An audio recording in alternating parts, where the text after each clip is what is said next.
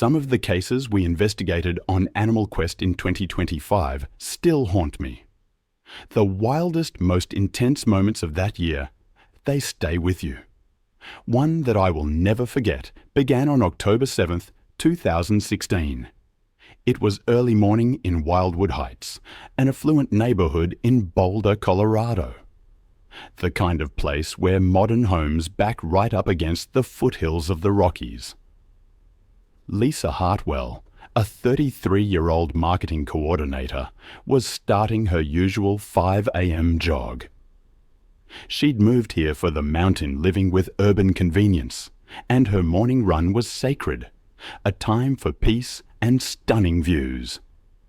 But that autumn had been unusually dry. Wildlife officials had warned of increased animal activity as deer, elk, and their predators searched for water closer to human settlements. There had even been mountain lion sightings. Lisa had heard the warnings, but dismissed them. She was confident her neighborhood streets were safe. Now, mountain lions, also known as cougars or pumas, are North America's second largest wildcat species. Adult males can weigh between 115 and 220 pounds. They are powerful predators, perfectly adapted for hunting in mountainous terrain. Their stealth, speed, and jumping ability is incredible. They can leap vertically up to 15 feet and horizontally up to 45. They're primarily ambush hunters, targeting the neck and spine of their prey with quick, fatal bites.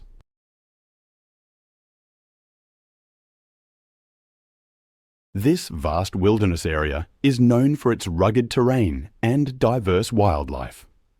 But these areas also serve as prime habitat for mountain lions and other dangerous predators. Felicity Grant, a 39-year-old fitness influencer from Denver with over 5,000 social media followers, had planned what she called her ultimate wilderness transformation experience. She was known for her entitled attitude and belief that her athletic superiority made her exempt from rules. She had already caused multiple confrontations at the park entrance, berating the teenage park attendant for suggesting she read safety guidelines. Park Ranger Tom Bradley had attempted to brief Felicity on recent mountain lion activity during her permit application process. The area had experienced multiple cougar sightings over the previous month, including aggressive encounters. Felicity became increasingly hostile, interrupting Tom repeatedly. Mountain lions, apex predators. They are perfectly adapted for hunting, especially in the mountains. I've read accounts of their power, their stealth. It's truly chilling. Adult males can weigh up to 180 pounds and stretch over 8 feet long. Their hind legs, capable of propelling them 40 feet in a single leap. And then I read about Felicity. She had been warned. A fellow hiker tried to caution her about solo dawn hikes. Felicity dismissed her cruelly, suggesting the hiker was just a jealous local trying to sabotage a successful influencer.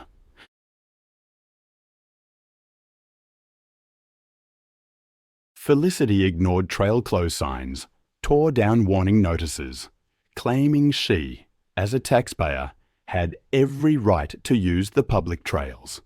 She began her solo run at 5:30 a.m., choosing the pre-dawn hours to avoid other hikers.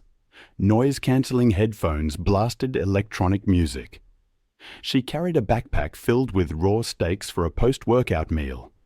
The combination was catastrophic. Her erratic running, heavy breathing, the scent of fresh meat. It created the perfect storm to attract a hunting mountain lion. A 140-pound male, already hunting in the area, detected the scent from over a mile away. It began tracking her through the forest. The cougar stalked her along the ridge, using rocks and trees to remain hidden. As Felicity rounded a bend, the mountain lion positioned itself on a large boulder about 15 feet above the path. Unaware, lost in her music and arrogance, Felicity passed below. The mountain lion launched itself in a devastating aerial attack. The 140-pound predator struck from behind with tremendous force. Claws raked down her back.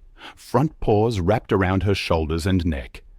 The mountain lion's 4-inch canine teeth found their target, clamping down on the back of Felicity's neck with surgical precision. Mountain lions kill their prey with a specific technique, targeting the cervical vertebrae. This one executed the attack with deadly efficiency. Its powerful jaws applied crushing press, over 400 pounds per square inch, directly to Felicity's spinal cord.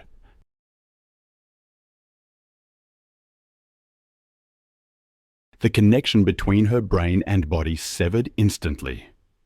The bite penetrated deep, fracturing the vertebrae, causing immediate paralysis. The cougar maintained its grip, claws securing its position. Hind legs continued raking, opening deep wounds that bled profusely. Within 2 minutes, Felicity was gone.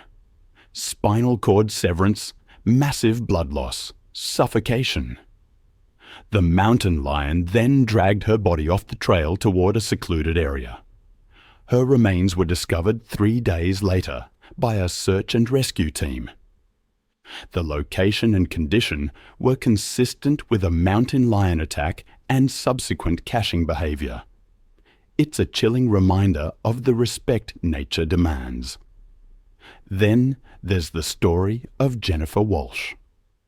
It was December 3rd, 2014, and fluorescent lights cast stark shadows across the kennels at the county animal shelter. Jennifer, 25, and in veterinary school, moved between cages, believing every animal deserved a second chance.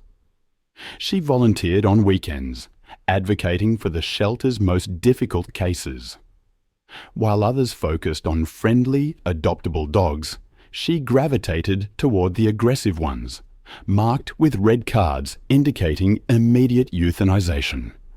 The dog that would cost Jennifer her life was Diesel, a 75-pound pit bull, scarred muzzle, eyes that seemed to hold years of rage. He'd been surrendered after multiple bite incidents, including an attack on a neighbor's child, requiring emergency surgery.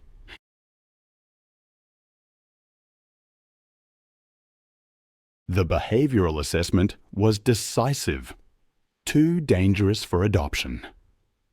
Scheduled for euthanization on Monday, Jennifer had been watching Diesel for 3 days, looking for signs of the gentle soul she believed existed beneath his aggressive exterior. She'd seen him pace, growl, destroy toys.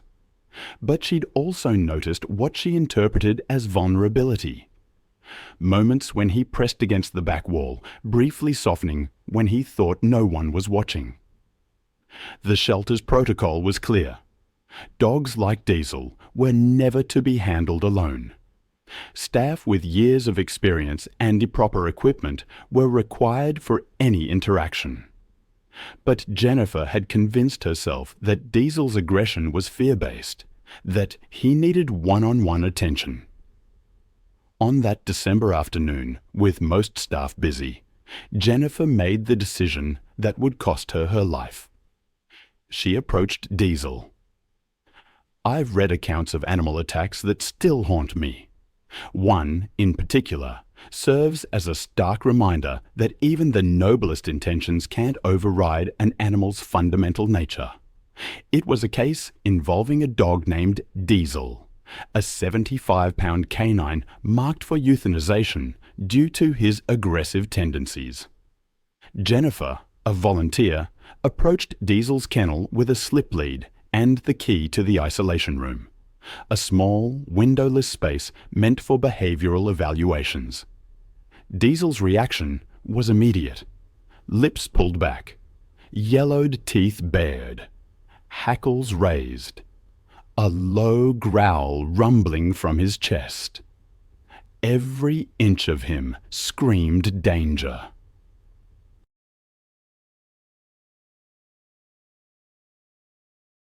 But Jennifer saw fear where there was, in truth, calculation.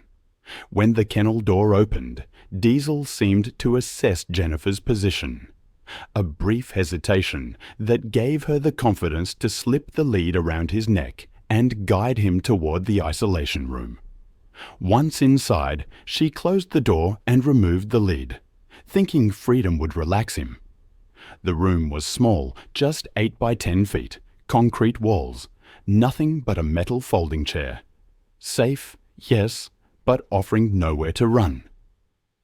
For minutes, Diesel stood rigid, eyes locked on Jennifer. She sat in the chair, talking to him gently, unaware she was being evaluated by a predator. The attack came when Jennifer stood and stepped toward Diesel, hand extended in what she meant as a peaceful gesture. But to Diesel, it was a threat. He launched across the room, his jaws targeting her throat with horrifying precision. Jennifer's scream was cut short as his teeth sank into her neck, crushing her windpipe and severing major blood vessels. His jaws locked with mechanical efficiency, bred for combat. Jennifer clawed desperately, but Diesel's grip was unbreakable. His powerful neck muscles tore through tissue and bone. Blood sprayed across the concrete walls as Jennifer's struggles weakened. The attack was swift, brutal, and utterly without mercy. Other volunteers, hearing the scream, rushed to the locked door. By the time they got inside, Jennifer lay motionless in a pool of blood.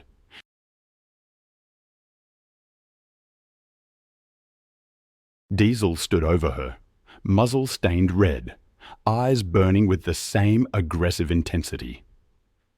Paramedics arrived quickly, but it was too late. Jennifer was pronounced dead at the scene. Her dream of becoming a veterinarian ended by the animal she hoped to save. Diesel was immediately sedated and euthanized, his death as swift and clinical as his attack. The investigation revealed Jennifer had violated multiple safety protocols, ignored clear warning signs, and placed herself in a situation that professionals would have avoided. The shelter implemented new security measures. Jennifer's death became a cautionary tale in veterinary schools, a reminder that good intentions and academic knowledge are no substitute for experience and proper safety. Her family established a scholarship in her name, but for students studying wildlife conservation rather than domestic animal care. A final acknowledgement that some animals, no matter how much love they're shown, remain fundamentally dangerous. It was April 17th, 2018. The humid Florida air hung heavy over the grounds of Sunshine Primate Sanctuary, a controversial facility that claimed to rescue primates while, in reality, exploiting them for tourist photographs. The 20-acre property housed over 30 primates in substandard conditions, generating revenue through photo sessions that legitimate sanctuaries would never permit.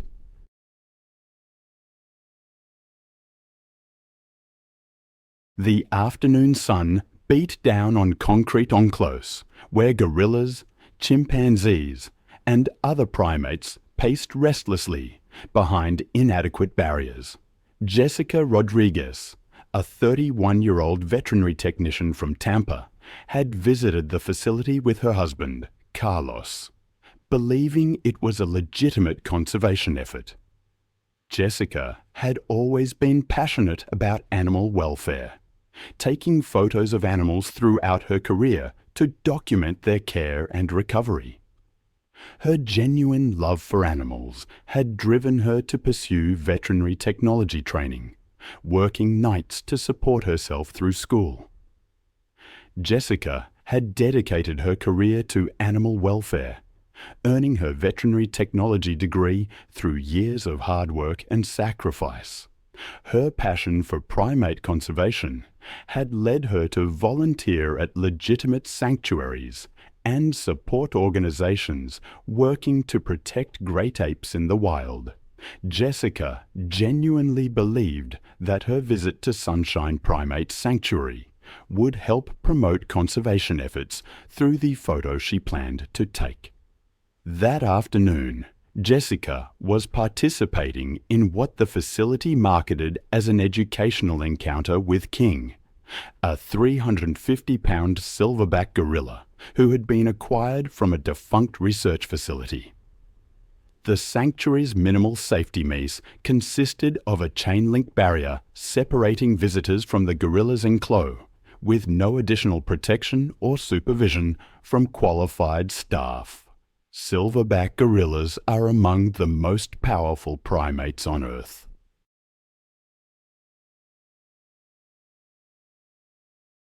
Her attempts to escape only seemed to fuel his aggression. Soon, her movements weakened from blood loss and crushing injuries. King never loosened his grip. His fury focused on eliminating the perceived intrusion. Within minutes, Jessica's struggle ended. The gorilla held onto her lifeless body, displaying threatening behavior to anyone who approached. Emergency responders arrived, but it was too late. The investigation that followed revealed the truth. Sunshine Primate Sanctuary was an illegal roadside zoo, exploiting animals and visitors. It lacked adequate safety measures and proper animal care. The facility was shut down, and the primates were relocated to legitimate sanctuaries. King was transferred to an accredited facility, where he could live out his days in conditions suitable for his species.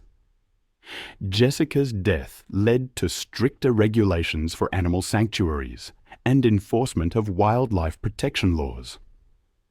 Her family established a foundation to support legitimate primate conservation efforts, ensuring her passion would continue through organizations that truly protected great apes.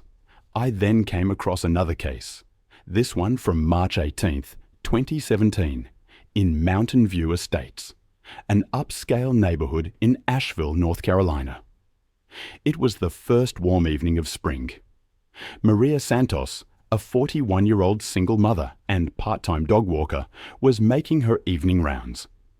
She had built a loyal clientele among the affluent homeowners, known for her reliability and love of animals.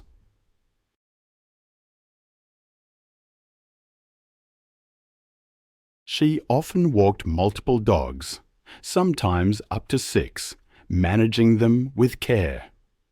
Her income supplemented her day job at a local veterinary clinic, helping her support her teenage daughter. The Mountain View Estates development had been built in pristine mountain forest, with builders required to preserve trees and wildlife corridors. But recent construction had disrupted animal movement patterns, forcing bears, deer, and other wildlife to seek new routes through residential areas. The North Carolina Wildlife Resources Commission had warned about increased bear activity, especially as animals emerged from hibernation.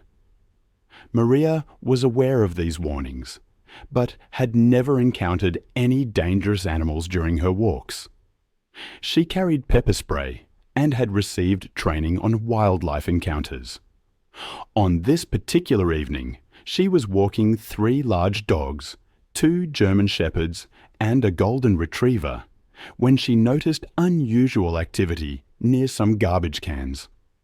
I knew that black bears are common in North America, with adult females typically weighing between 200 and 400 pounds.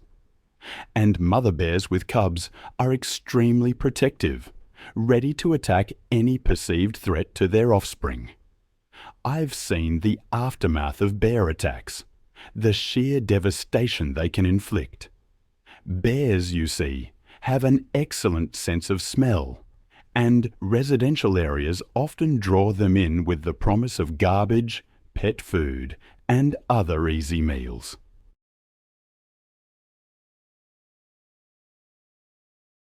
And when surprised, or if they feel cornered, a bear can run up to 35 miles per hour. They possess the raw strength to break down doors, even overturn cars. Those claws and teeth, they're capable of inflicting devastating injuries, especially if you happen to threaten their cubs or their territory. I remember reading about a woman named Maria. She was walking her dogs one morning when she approached an intersection where the garbage cans had been placed for pickup. That's when she saw her, a 300-pound female black bear rummaging through the containers with two small cubs. The mother bear had torn open several bags and was feeding on discarded food while her cubs played nearby. Maria, to her credit, immediately recognized the danger and started backing away slowly. But then her three dogs, agitated by the bears, started barking. That triggered the mother bear's protective instincts. She perceived the barking as a direct threat to her cubs. Rising to her full height, she began making aggressive vocalizations, positioning herself between the dogs and her offspring. Maria tried to control her excited animals and retreat, but the dogs continued barking and lunging, escalating the situation. The 300-pound mother bear charged toward Maria and the dogs with explosive speed, covering the 30 yards between them in mere seconds. Maria, attempting to run while holding 3 leashes, became entangled and fell hard onto the asphalt street.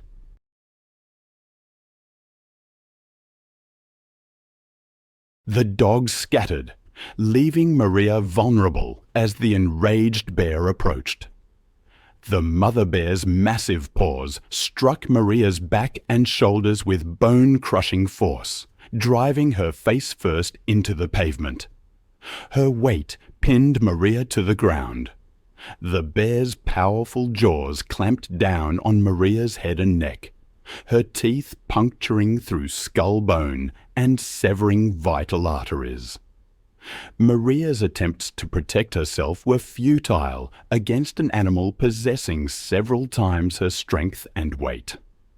The bear's razor-sharp claws raked across Maria's torso and limbs, each swipe opening deep gashes that caused massive blood loss and tissue damage. The attack was methodical, brutal, driven by maternal instincts to eliminate any perceived threat to her cubs' safety. Maria's struggles grew weaker as trauma and blood loss overwhelmed her system. Residents in nearby homes, hearing the commotion, called 911 while attempting to scare the bear away with loud noises and bright lights. Eventually, the mother bear retreated with her cubs toward the forest, leaving Maria motionless on the street. Paramedics arrived within minutes, but they were unable to save Maria. She had died from massive head and neck trauma. The investigation revealed that improperly secured garbage containers had attracted the mother bear and her cubs to the residential area, creating the conditions for the fatal encounter.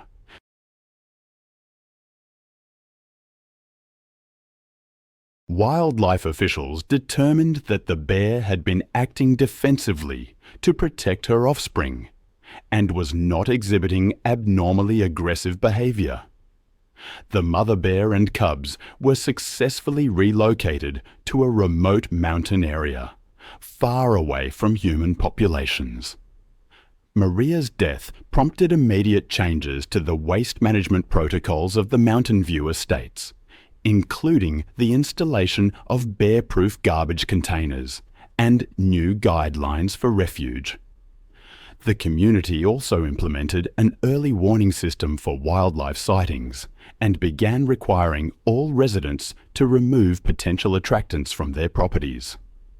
Then there's the story of Rebecca Martinez.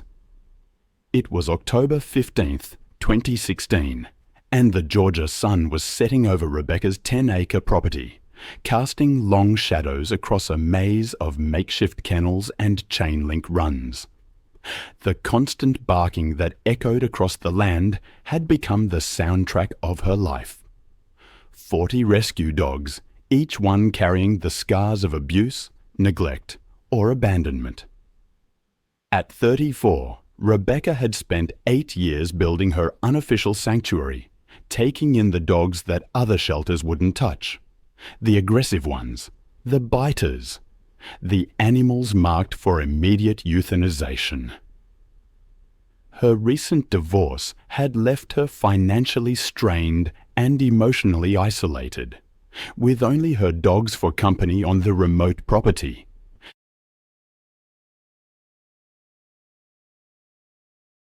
Rebecca's neighbors had grown used to the noise, though some whispered concerns about the woman who seemed to care more about dangerous animals than her own safety. She rarely left the property anymore, moving between enclos with hands scarred from countless bites, badges of honor in her mind. Friends who still visited noticed the changes in Rebecca over the months. She'd grown thinner, more withdrawn, speaking more about her dogs than anything else. Her ex-husband had tried to warn her about the dangers, but Rebecca dismissed his concerns as jealousy over her dedication. The local veterinarian had stopped making house calls after one of the dogs lunged at him through a fence gap, requiring stitches on his forearm. Even the feed delivery drivers had begun leaving supplies at the gate, rather than approaching the main compound. The main enclosure housed her 3 largest rescues: Rex, a 90-pound pit bull mix with a history of severe abuse; Titan, an 85-pound Rottweiler cross; and Scar, a 75-pound mixed breed whose face told the story of his fighting past. What Rebecca didn't realize was that these 3 had been forming an alliance over the past few weeks, establishing a hierarchy that put them at odds with anyone who came between them and their food. The warning signs had been there for anyone trained to recognize them. The 3 dogs had begun sleeping closer together, sharing food bowls, and displaying coordinated territorial behavior when other dogs approached.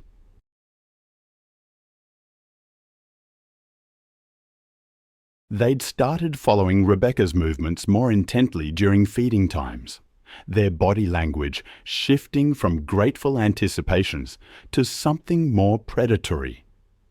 But Rebecca, exhausted from managing 40 animals alone and emotionally invested in seeing progress. I've often wondered what goes through an animal's mind when the line between caretaker and prey blurs.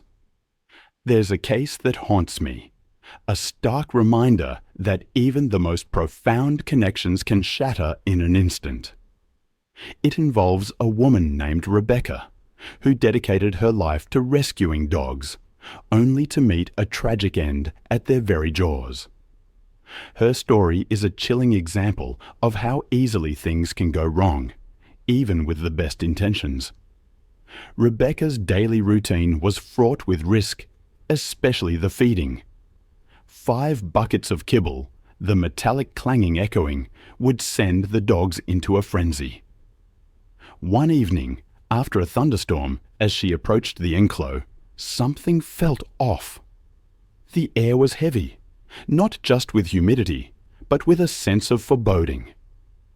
As she unlatched the gate, her boots slipped on the muddy ground, and the buckets crashed, spilling the kibble. Rex, a 90-pound dog she had rescued, was the first to react. But then something shifted in his eyes. She wasn't the savior anymore. She was competition. The attack was sudden and brutal. Rex slammed into her chest, his jaws tearing into her shoulder. Her screams were lost in the vastness of the property.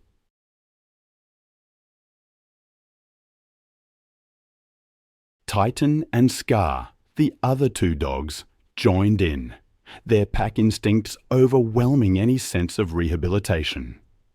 It was a feeding frenzy that lasted nearly 10 minutes. When it was over, Rebecca lay motionless, her body broken amidst the scattered kibble. It took 3 days for her body to be discovered. The dogs, showing no further aggression, were euthanized, along with others deemed too dangerous.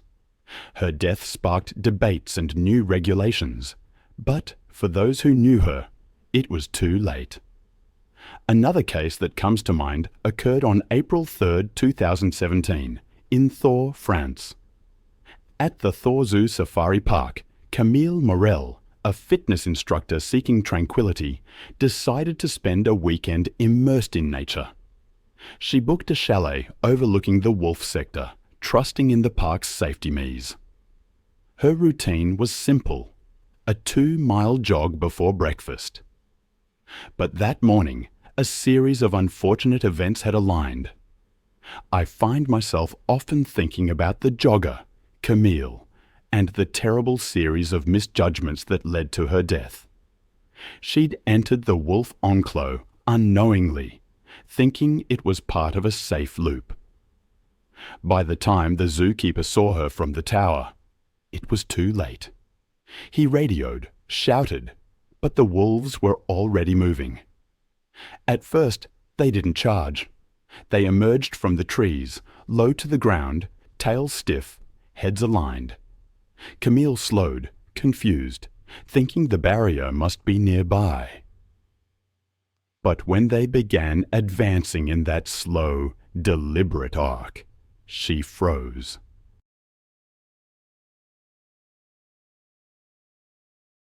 She turned, saw the empty stretch of gravel, and started running.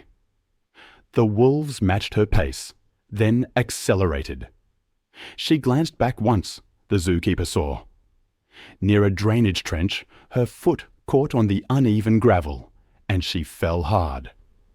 Before she could get up, the lead wolf clamped down on her right thigh, pulling backward. Another lunged at her shoulder. Her scream carried across the enclos. The zookeeper sounded the alarm, radioed the rangers. They arrived in under 10 minutes. Within normal range, they said. But it was too late. 2 more wolves had joined, surrounding her as she tried to crawl toward the ditch. The lead wolf released and re-gripped higher, its teeth sinking into her hip. She struck out, scraping the gravel, trying to push herself forward, but one of the animals bit into her arm, shaking until it tore free. Within moments, she was on her back, thrashing as the pack pulled from opposite sides. She kicked weakly once more, then went still. The rangers found the wolves clustered over her body, heads low and jaws working. Warning shots sent them scattering. Camille lay on her side, clothing torn, deep bites from shoulder to thigh. No pulse. They covered her with a thermal blanket. The autopsy confirmed death by exsanguination, massive blood loss due to multiple deep lacerations, and crushing trauma to the limbs. Her family filed a lawsuit, alleging gross negligence. They settled quietly after a year.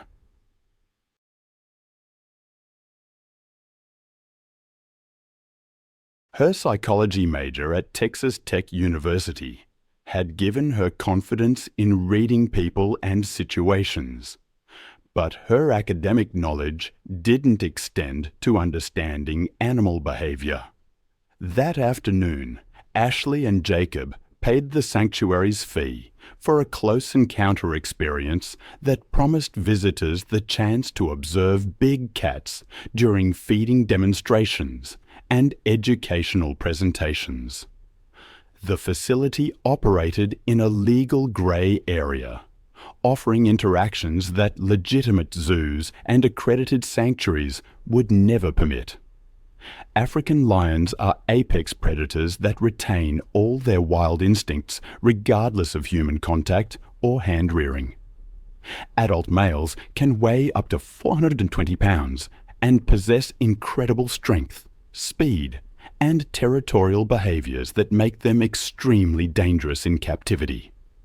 Lions are social animals with complex hierarchies, but they view humans as either threats to be eliminated or prey to be consumed.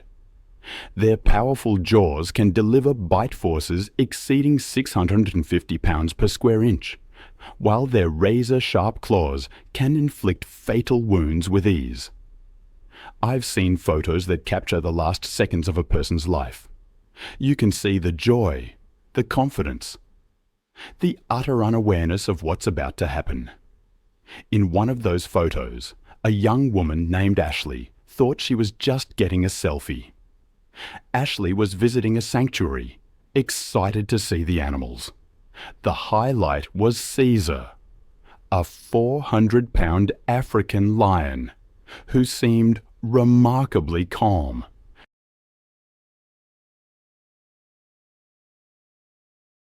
Emergency responders arrived within 30 minutes, but it was too late. The investigation revealed that the facility lacked proper permits and insurance, violating safety regulations. Caesar was relocated to an accredited sanctuary. Ashley's death devastated her family and led to stricter regulations for exotic animal facilities. Then there was Giovanni Russo. It was May 21st, 2018, in Grand Paradiso National Park, northern Italy.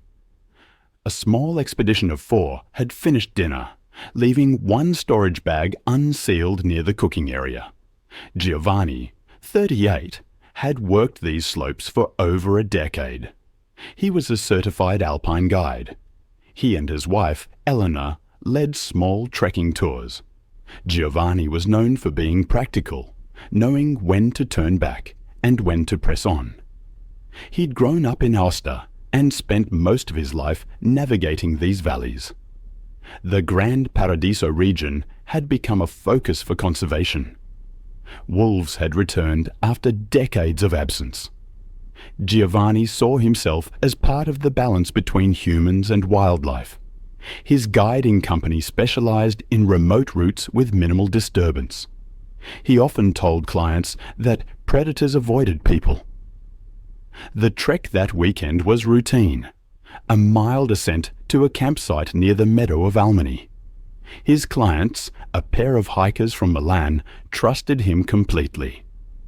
That night, someone left a pack of trail mix open near the fire pit, and dinner scraps were tossed nearby. Wolves in this region averaged 60 to 70 pounds, with lean grey coats.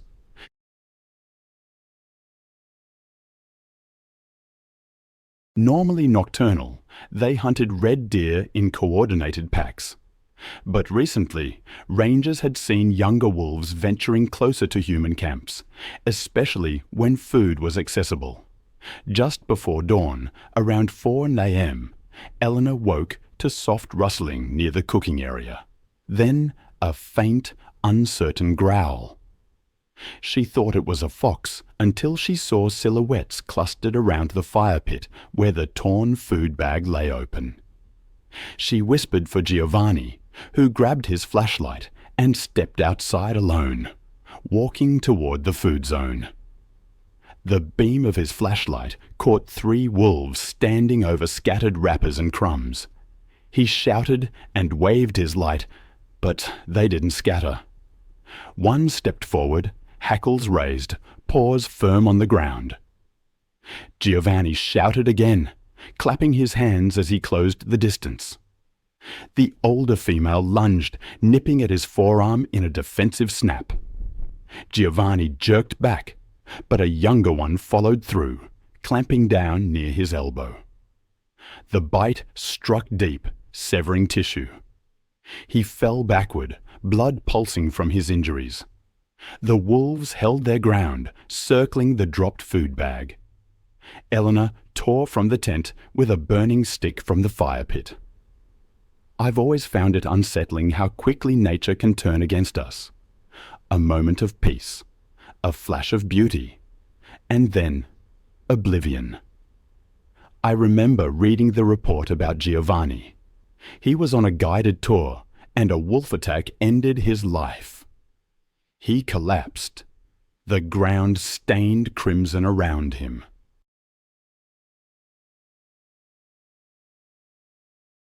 His wife's scream, the futile swing of a torch. It all happened so fast. He died there, in the wilderness, his face untouched, but his neck bearing the brutal marks of the attack.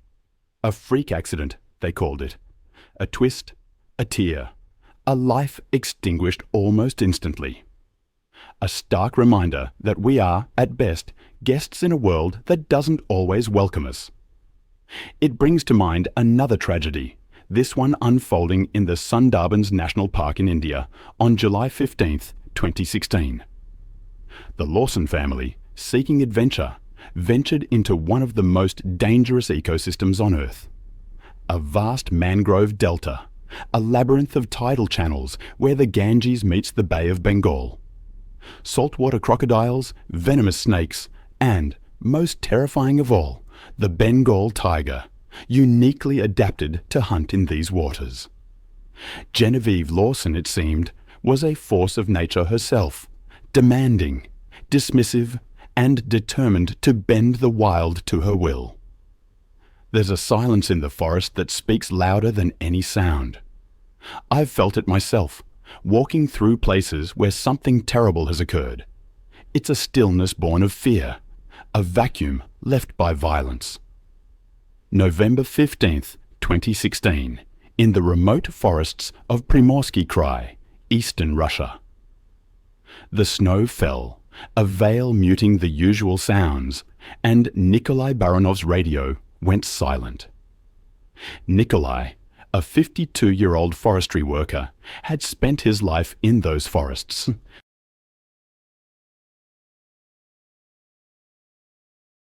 His job was to patrol the buffer zones near the Cody Allen Mountains, monitoring traps, logging boundaries, and poaching activity. He lived alone near Dalna, his life synced with the forest's rhythms. That week, he was surveying a hunting reserve after reports of wolves nearing villages. He rode out on his snowmobile before dawn, a bag packed with essentials. His colleagues said he preferred working alone, claiming a second engine scared off wildlife. That day's assignment was simple: document animal tracks after the first full snow. Wolves had been increasingly active, driven from higher ground by a collapse in wild boar numbers. They could travel up to 20 miles in a night, driven by hunger across the frozen ground. Their diets shifted with the seasons: deer in autumn, carrion, smaller mammals. But in the hard months of winter, when prey vanished beneath ice and snow, instinct could blur into desperation. Locals warned of animals following sled trails at dusk, warnings Nikolai heard but didn't heed. He checked his flare gun but left his rifle behind, citing its weight. By noon, the weather shifted quickly, with gusting snow and dropping visibility. His supervisor's radio attempts went unanswered, likely due to battery failure in the cold. When evening came and Nikolai still hadn't returned, Yevgen, a neighboring ranger and longtime friend, prepared to follow his route before dark.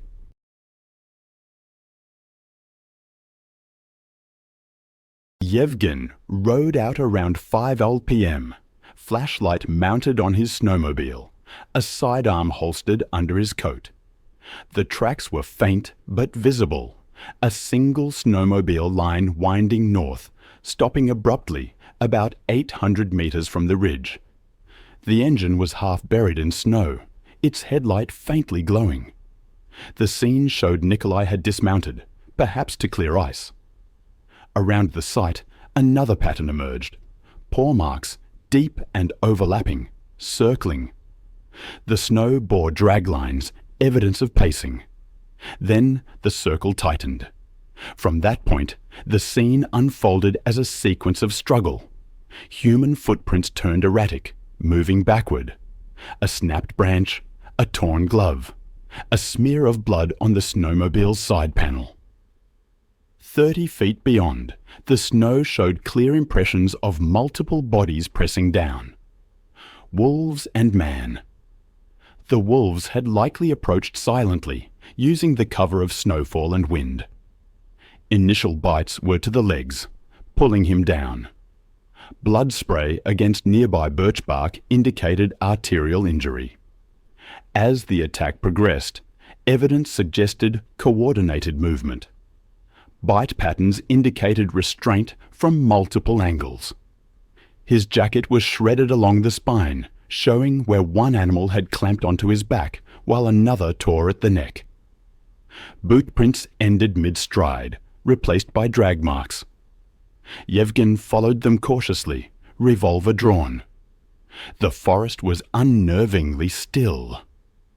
He found the body 30 meters downhill near a frozen stream.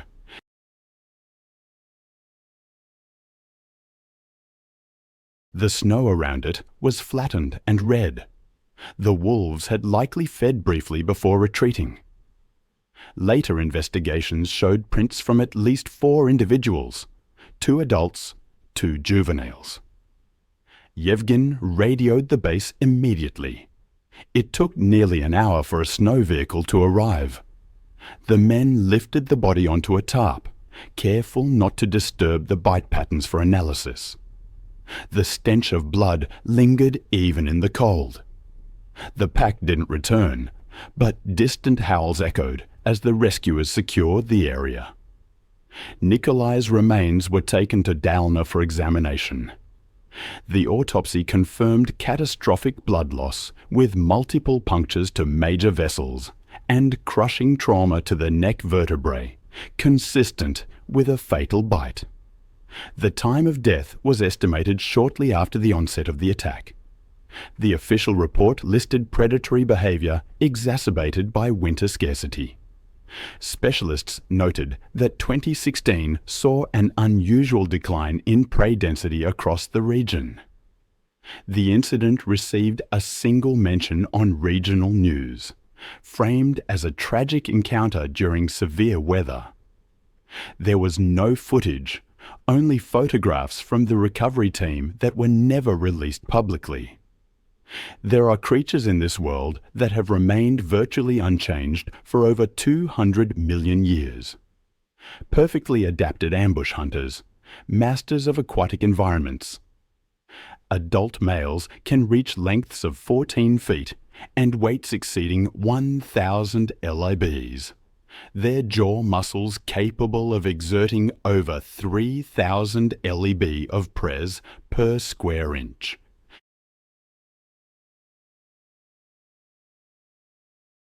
I've always found them fascinating, these ancient reptiles.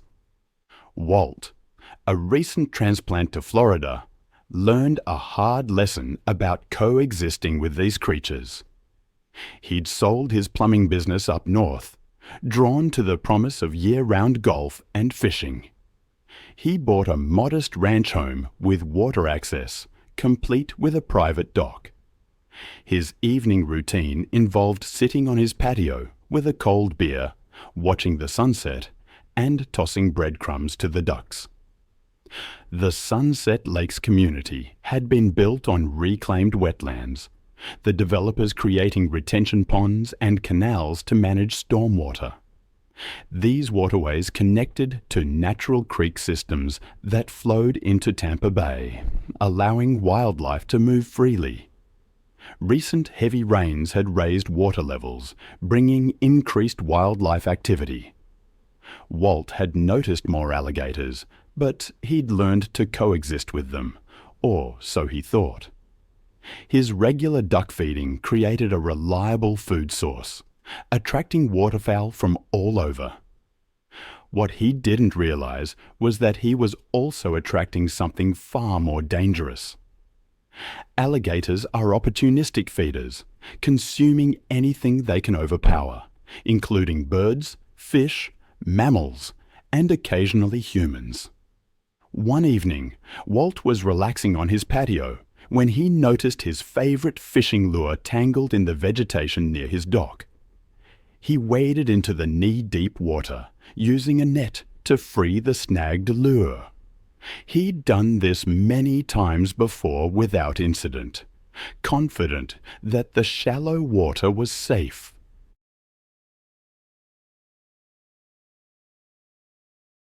He was wrong. The attack came from directly beneath him. A 12-foot male alligator, submerged motionless near the dock for over an hour, waiting for the ducks, exploded upward.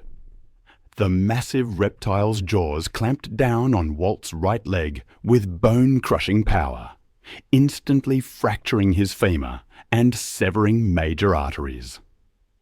The alligator immediately initiated his signature death roll, spinning rapidly in the water while maintaining his grip. The violent rotation dislocated Walt's hip and pulled him fully into the canal.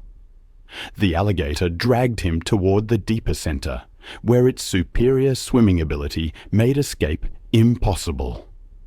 Within minutes, Walt's movements ceased, drowned, and lost a massive amount of blood.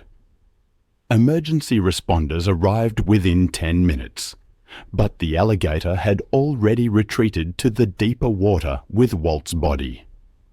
Police and wildlife officers worked through the night to locate and capture the reptile, safely extracting both the alligator and Walt's remains.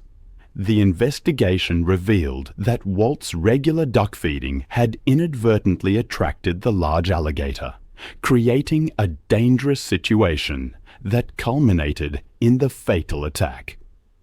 Walt's death prompted immediate changes to the community's water safety protocols, including the installation of warning signs around all retention ponds and canals. Around the same time, September 8, 2014, Michael Chen, a 35-year-old software engineer from Seattle, was visiting Florida for the first time.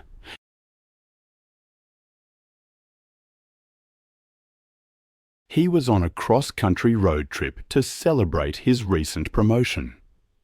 Michael had always been fascinated by technology and outdoor adventure, spending his weekends hiking in the Pacific Northwest Mountains.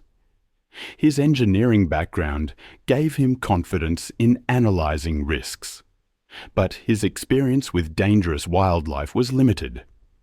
He'd grown up in urban Seattle, developing his love of nature through weekend camping trips. His methodical approach to problem-solving had made him successful, but it had also given him perhaps too much confidence in his ability to assess and manage dangerous situations. He enjoyed taking photos of his travels to share with his family and friends back home. That afternoon, Michael had joined a small group airboat tour that promised close encounters with alligators and other Everglades wildlife. The tour guide, a weathered Floridian with decades of swamp experience, had repeatedly warned passengers to remain seated and keep their hands inside the boat at all times. I'll never forget reading about the alligator's bite. Over 3,000 pounds of prise per square inch.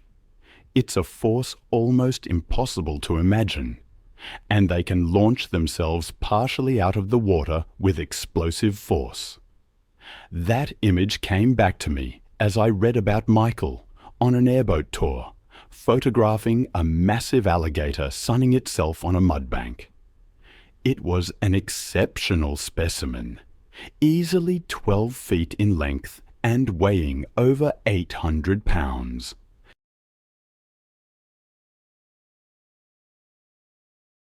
Michael, excited to capture images of such an impressive animal, leaned farther over the boat's edge to get closer shots.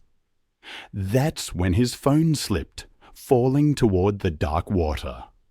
Without thinking, he lunged forward, desperately trying to catch his device before it disappeared into the swamp.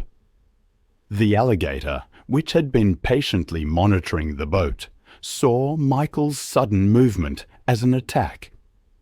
The 800-pound reptile exploded from the mudbank with terrifying speed, its powerful tail propelling it through the water like a missile aimed directly at Michael's exposed position. The alligator's jaws clamped down on Michael's outstretched arm with bone-crushing force. His scream of shock and pain echoed across the swamp as the reptile's momentum pulled him completely over the side of the airboat and into the murky water. The tour guide and other passengers grabbed desperately at Michael's legs, trying to pull him back into the boat while the alligator maintained its grip. The alligator immediately began its signature death roll, spinning rapidly in the water while maintaining its devastating grip. Michael's struggles grew weaker as the combination of massive blood loss, crushing injuries, and drowning overwhelmed his body. The alligator's grip never loosened. Within minutes, Michael's movement ceased. The alligator dragged his body into deeper water, where it disappeared beneath the surface with its kill.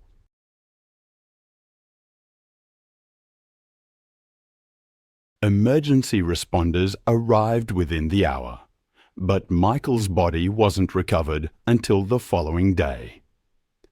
The tour company implemented physical barriers around all passenger seating areas and enhanced safety briefings. Michael's death prompted his family to advocate for stricter safety regulations in the wildlife tourism industry. The incident became a cautionary tale about the dangers of prioritizing photography over personal safety. It was July 8, 2017, and the Detroit summer heat shimmered off abandoned lots as Maria Santos loaded her car with dog food and water. At 28, she'd spent 5 years walking dogs by day and feeding Detroit's feral population by night. Recently laid off, she'd been spending more time in dangerous neighborhoods, trying to help animals most people considered beyond saving. The economic collapse had hit Detroit hard, leaving entire neighborhoods abandoned and creating perfect breeding grounds for packs of wild dogs. These weren't lost pets, but second and third generation feral animals that had never known human kindness, surviving by scavenging and defending territory. Maria's regular route took her through 6 abandoned lots, each home to a different pack. She knew their hierarchies, feeding schedules, and individual personalities. But the newest group concerned her the most. 6 dogs led by a large German Shepherd mix she'd nicknamed Alpha, including several animals she didn't recognize.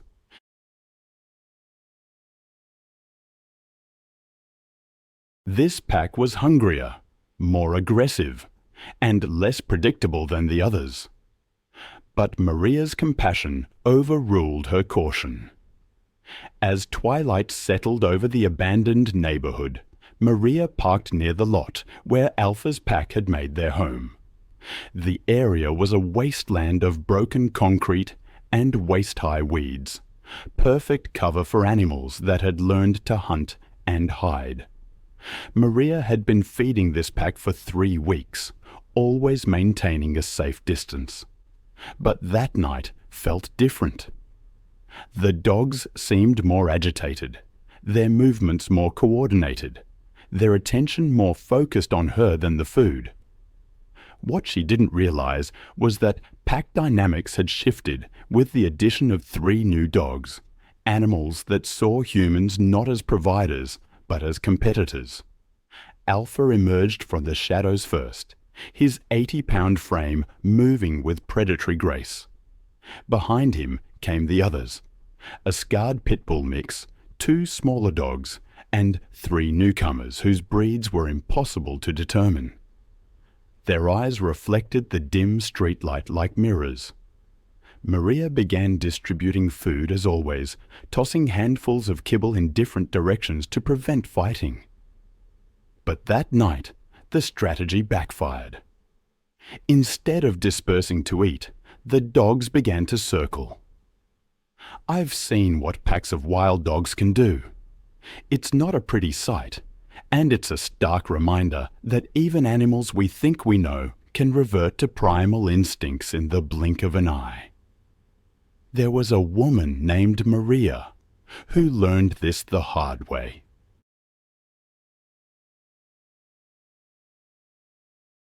She had been feeding a pack of 6 stray dogs in an abandoned neighborhood. But one day, when 2 of the smaller dogs started fighting over food, she stepped in to break it up. That's when Alpha, the leader, attacked. His 80 pounds slammed into her chest, knocking her onto the concrete. His jaws clamped onto her arm, and within seconds, the other dogs joined in. Their pack mentality erased any memory of her kindness. Maria's screams went unanswered in the empty neighborhood. The pack dragged her deeper into the lot, their coordinated attack a testament to generations of survival. These weren't pets gone bad. They were wild animals who saw humans as threats or prey. Her body was found the next morning. It took 3 days to capture all 6 dogs. They were euthanized, their wild nature making rehabilitation impossible. That story always reminds me of another, about a wildlife photographer named Kendra Sullivan. It was September 8th, 2015, when she arrived at the Namba Island Chimpanzee Sanctuary in Uganda. This sanctuary was a refuge for orphaned and rescued chimpanzees, a 100-acre forested island on Lake Victoria. Kendra, a 35-year-old from Portland, had been commissioned to document the rehabilitation work. She was known for her fearless approach, having built her reputation on intimate portraits of domestic and farm animals. Her experience with horses, cattle, and even aggressive bulls led her to believe she understood animal behavior, that it transcended species.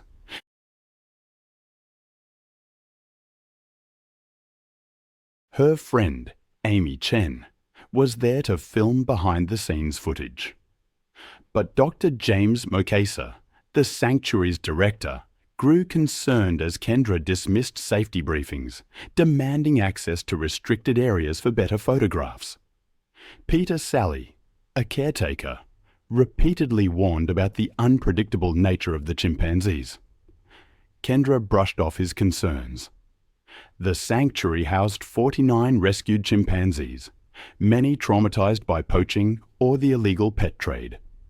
Despite their rehabilitation, they retained all the instincts and physical capabilities of their wild counterparts.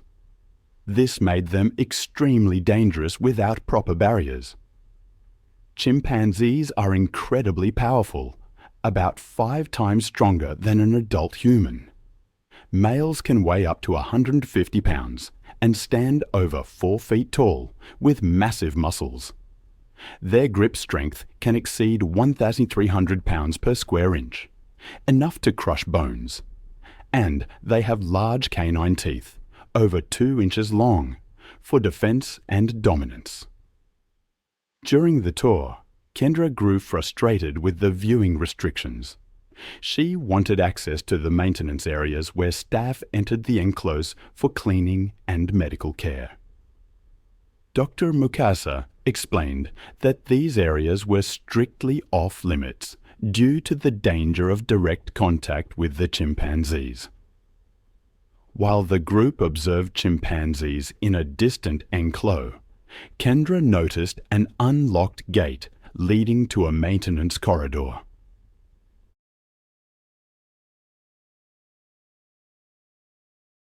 Despite the warnings, she slipped away, believing her experience with domestic animals had prepared her for anything. The maintenance area brought Kendra within direct reach of Boso, the sanctuary's dominant male. He weighed 150 pounds and had been rescued as an infant 15 years earlier. Boso had shown aggression toward unfamiliar humans and was considered one of the most dangerous animals in the facility. He was resting near the barrier when he detected Kendra's presence. Chimpanzees are territorial and view unfamiliar humans as potential threats. Boso immediately became agitated by Kendra's intrusion. When she approached the barrier and raised her camera, Boso interpreted it as a direct challenge to his dominance. His response was immediate. He lunged forward and grabbed Kendra's extended arm with crushing force. There's something uniquely chilling about animal attacks, isn't there? The sheer, raw power of nature turned against us. I remember reading about a chimpanzee named Bosu, and the details have stayed with me. He was a powerful animal, and during one incident, he exerted a force of 300 pounds per square inch, immediately fracturing the bones in a woman's forearm. He instinctively targeted her face and neck, his canine teeth, over 2 inches long and razor-sharp, tearing into her. The attack lasted nearly 2 minutes. His jaws crushed facial bones, tearing away large sections of skin and muscle. Major blood vessels were severed, causing massive bleeding.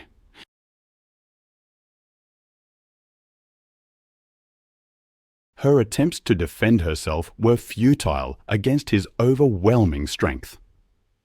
Another man, hearing the screams, used high-press water hoses to drive Boso away. But it was too late. The woman, named Kendra, died from hypovolemic shock and facial trauma before emergency services could reach her.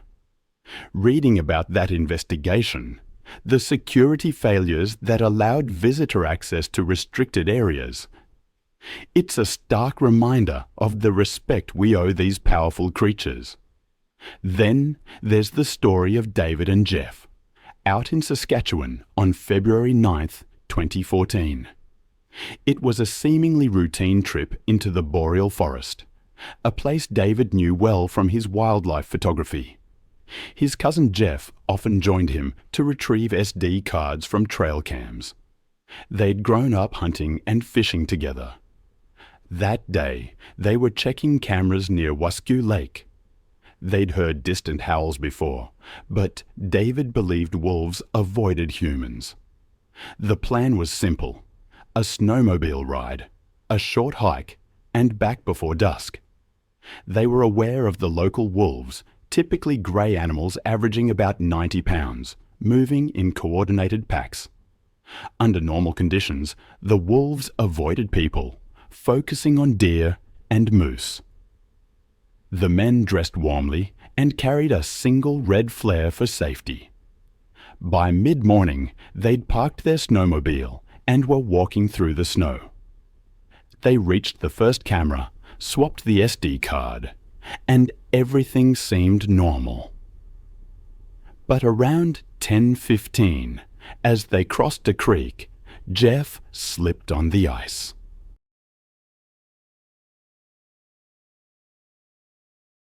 David helped him up, steadying him by the arm. That's when they noticed movement among the tree line.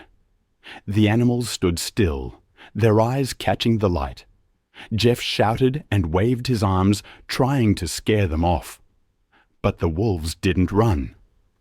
Unbeknownst to the men, a freshly killed deer lay hidden in the snow nearby. The pack was food-stressed, defending their kill rather than hunting. They began to fan out slowly, forming a semicircle. David tried to reason Jeff, saying the wolves were just curious. That noise would drive them away. But even as he spoke, one of the wolves lowered its head and started advancing. The men began backing up the slope toward their snowmobile, moving quickly, but without turning. The wolves followed, quiet and steady. Then the first lunge came. I still think about that case in Saskatchewan sometimes. The flare hissed, and Jeff swung it, forcing the wolves back just long enough. But it wasn't enough. He'd pressed on his cousin's wound, but it was too deep. Within a minute, the movement stopped. Jeff used his phone to call for help, and miraculously, a faint signal reached a nearby ranger station. Authorities arrived about 40 minutes later by snowmobile. They found Jeff sitting beside the body, shaking uncontrollably. Wolf tracks surrounded the site in a broad ring, drag marks leading back toward the tree line and the cached deer carcass.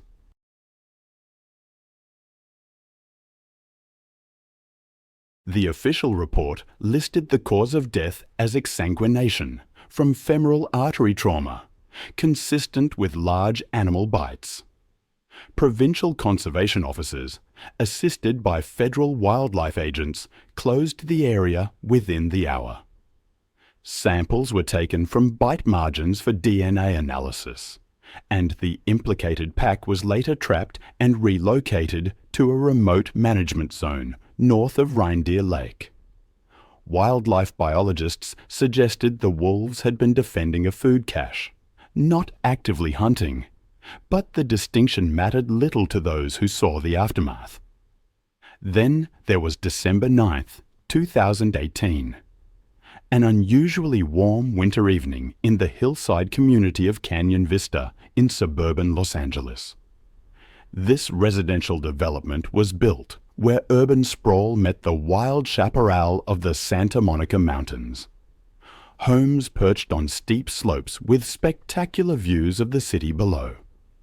Kevin Chen, a 16-year-old high school junior and varsity basketball player, was running late after practice and decided to take his usual shortcut through an undeveloped lot, rather than follow the longer route along the main road. Kevin was an honor student and star athlete who balanced academic excellence with athletic achievement, earning recognition as one of his school's most promising college prospects. He lived with his parents and younger sister in a modern home that backed up against the natural open space that made Canyon Vista such a desirable address.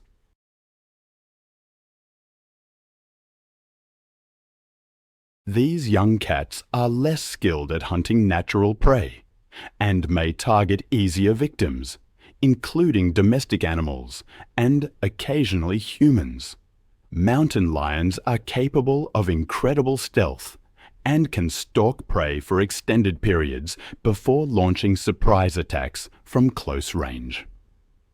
As Kevin jogged through the overgrown vacant lot, he was unaware that an 80 LIB juvenile male mountain lion had been using the area as a hunting ground for domestic cats and small dogs that wandered from nearby homes.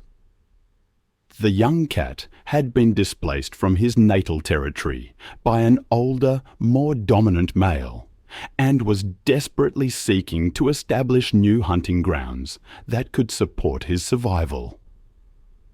The mountain lion had been stalking Kevin for several hundred yards, moving silently through the dense brush while staying downwind to avoid detection. The cat's hunting instincts were triggered by Kevin's size, movement pattern, and the fact that he was alone and vulnerable in the predator's newly claimed territory. The attack came from behind as Kevin navigated through a particularly dense section of chaparral. The 80lb mountain lion launched himself from the brush with explosive force, his powerful hind legs propelling him through the air to land squarely on Kevin's back. The impact drove Kevin face first into the rocky ground, while the cat's claws found purchase in his shoulders and back.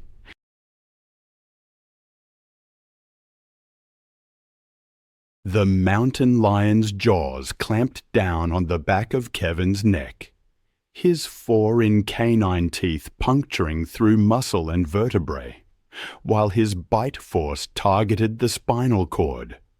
Kevin's attempts to fight back with his backpack proved futile against the cat's superior strength and positioning. The mountain lion's razor-sharp claws raked across Kevin's shoulders and torso, each swipe opening deep gashes that caused massive blood loss. Kevin's screams for help echoed through the hillside community, alerting residents in nearby homes to the emergency unfolding in the vacant lot. Several homeowners called 911 while attempting to locate the source of the disturbance, but the dense vegetation made it difficult to pinpoint Kevin's exact location. The mountain lion continued his attack for several minutes, driven by predatory instincts and the stress of establishing new territory. Police and paramedics arrived within 10 minutes of the first 911 call, using Kevin's continued cries for help to locate him in the brush. I've always been drawn to the intersection of humanity and the wild, the places where our constructed world bumps up against the raw power of nature. Sometimes that meeting is tragic. A young man named Kevin lost his life after being attacked by a mountain lion displaced by wildfires. It was a stark reminder that even as we build our homes, we share the land with creatures whose lives are just as vital, just as complex as our own. It was November 3rd, 2015.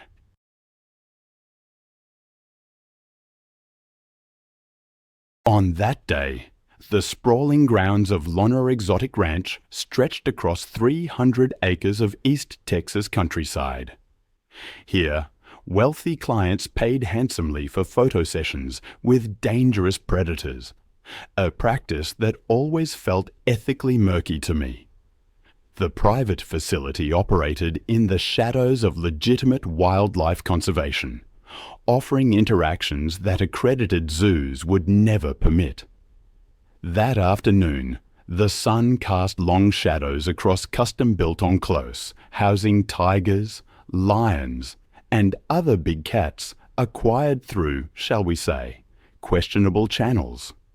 A 27-year-old personal trainer from Houston named Brandon Walsh had discovered the ranch through word of mouth. He was passionate about fitness and adventure, always seeking new challenges that would test his limits. He'd saved for months to afford this experience, viewing it as the ultimate test of his courage and confidence around dangerous animals.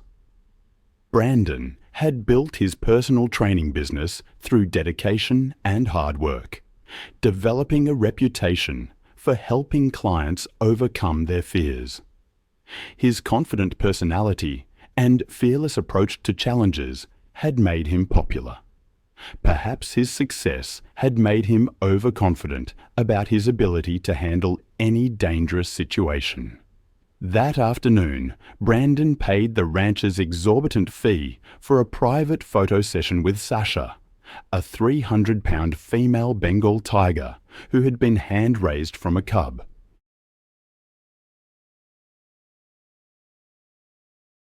The ranch owner, a former circus trainer with decades of experience handling big cats, agreed to supervise the session while repeatedly emphasizing the extreme dangers involved.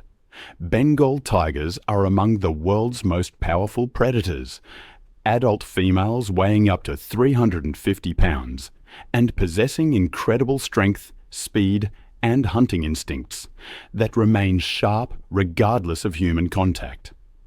These magnificent cats are solitary, territorial animals that can become extremely aggressive when their personal space is violated.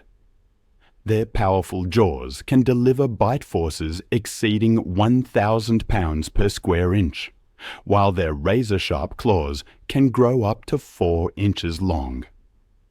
The photo session began with Brandon positioned outside Sasha's enclosure, capturing dramatic shots of himself posed near the massive predator while maintaining the safety barrier between them. However, Brandon quickly became frustrated with the distance, believing he needed closer contact to create the dramatic photos he had envisioned. He convinced the ranch owner to allow him closer access to Sasha, arguing that his physical conditioning and confident energy would keep the tiger calm during the shoot. Against his better judgment and all established safety protocols, the owner agreed to let Brandon enter a smaller holding area adjacent to Sasha's main enclosure. The holding area was separated from Sasha's territory by only a chain-link barrier, bringing Brandon within arm's reach of the massive predator.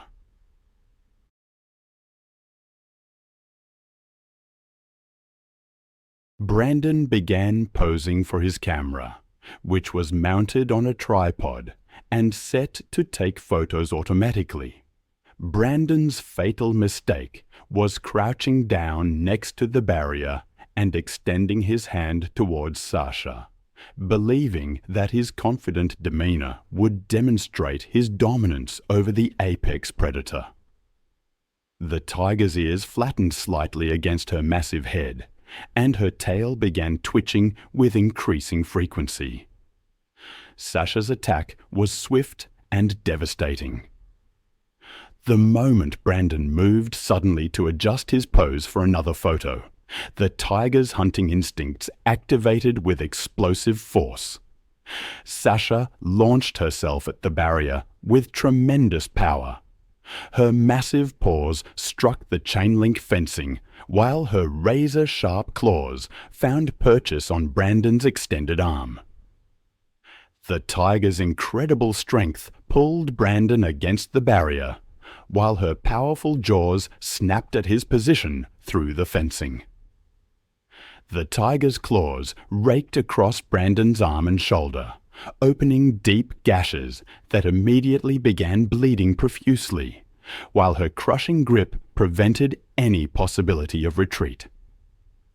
The ranch owner rushed to intervene, using emergency protocols to distract Sasha and force her to release her grip on Brandon. However, the tiger's claws had already caused catastrophic damage to Brandon's arm and shoulder, severing major arteries and causing massive blood loss that quickly overwhelmed his system. Brandon collapsed from shock and blood loss within minutes of the attack.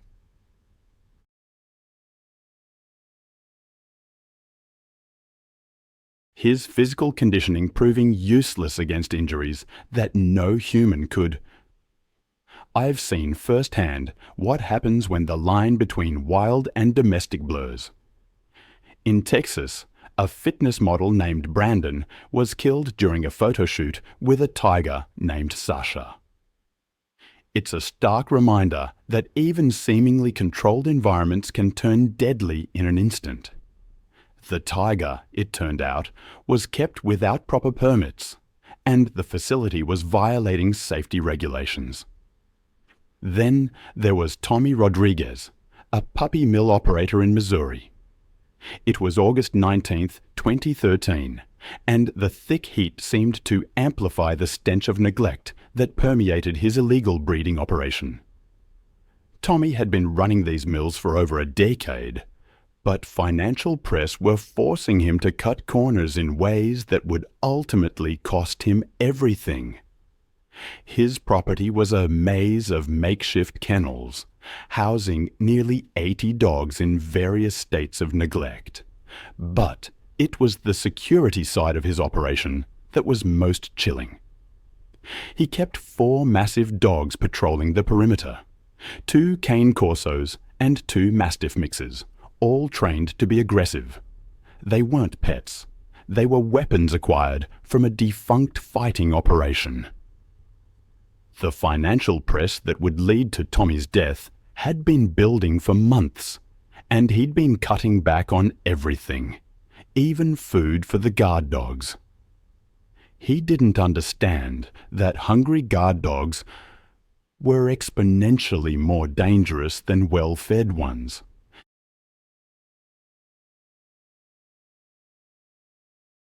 Hunger sharpened their predatory instincts, made them more territorial, and reduced their tolerance for human presence.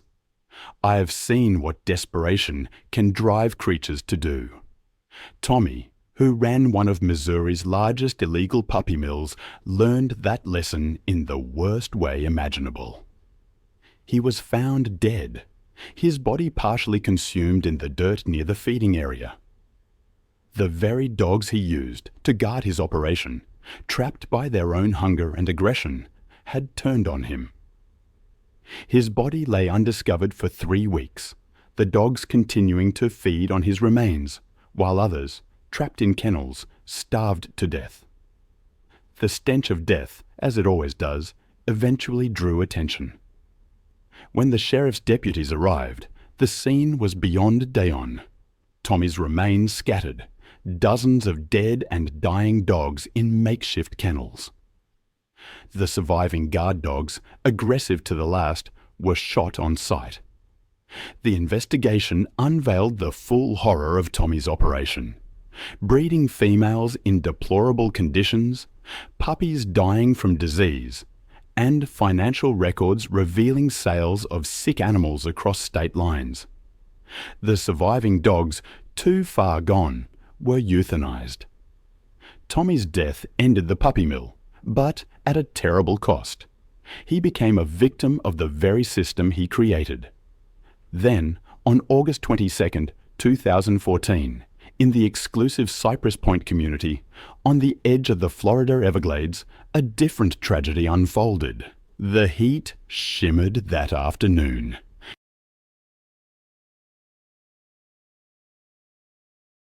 Roberto Mendez, a 35-year-old landscaper, was working alone, maintaining the pristine grounds. He built his landscaping company from the ground up. It supported his wife and 2 young children. Cypress Point was built on reclaimed wetlands, with artificial lakes connected to natural waterways. Roberto was familiar with Florida's wildlife, knew the dangers, and respected them. He'd always been careful. That afternoon, he was trimming bushes around an ornamental pond when his hedge trimmer slipped into the shallow water. He waded in to retrieve it, assuming the manicured water was safe. American alligators are ambush predators, perfectly camouflaged. Adult females can be up to 10 feet and weigh up to 200 pounds. They're most dangerous when protecting nesting sites or surprised by humans in their territory. Their bite force exceeds 2,000 pounds per square inch, and their death roll is designed to disorient and drown prey. The moment Roberto's feet touched the muddy bottom, a 10-foot female alligator exploded from the decorative vegetation. Her jaws clamped down on Roberto's right leg with devastating force, instantly fracturing bone and severing arteries. She initiated her signature death roll, spinning rapidly in the water, her grip unyielding. Roberto was pulled into the deeper center of the pond, where the alligator's aquatic advantages became overwhelming. His struggles only triggered her to bite harder and roll more aggressively.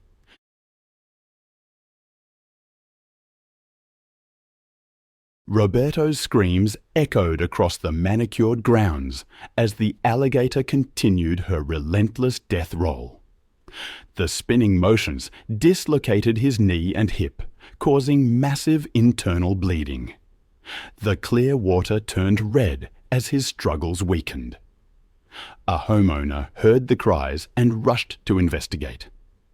I've spent years studying apex predators, but some stories still chill me to the bone. Imagine this: a woman convinced that her money could buy her anything, even safety, in the face of a great white shark. She demanded unrestricted access, believing her intelligence made her invulnerable. The waters around Neptune Islands held some of the largest great whites on Earth, apex predators that had ruled these seas for over 400 million years. It was March 22, 2017, when Tara Whitfield arrived at the Neptune Islands off the coast of South Australia. It's one of the world's premier great white shark diving destinations. The remote rocky outcrops jutted from the Southern Ocean, surrounded by crystal clear waters plunging to depths of over 200 feet. These nutrient-rich waters served as a natural highway for migrating great whites, drawing them to hunt the abundant seal colonies. Tara, a 38-year-old marine biology graduate student from Los Angeles, had booked the most expensive shark cage diving package available. Almost immediately, she began making unreasonable demands. Known for her entitled attitude, she berated Captain Steve Morrison and marine biologist Dr.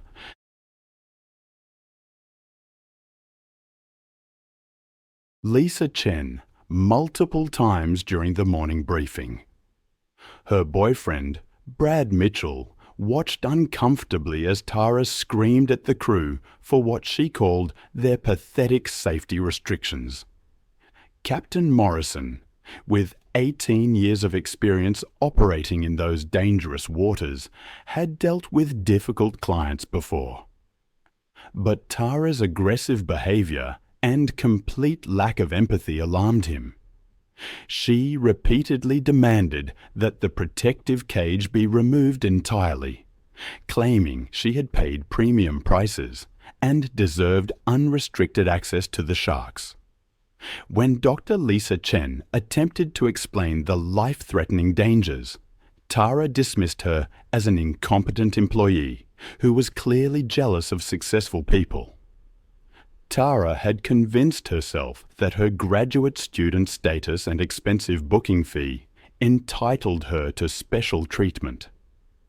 She threatened to destroy the company's reputation online and file lawsuits if the crew didn't provide her with the extreme experience she demanded.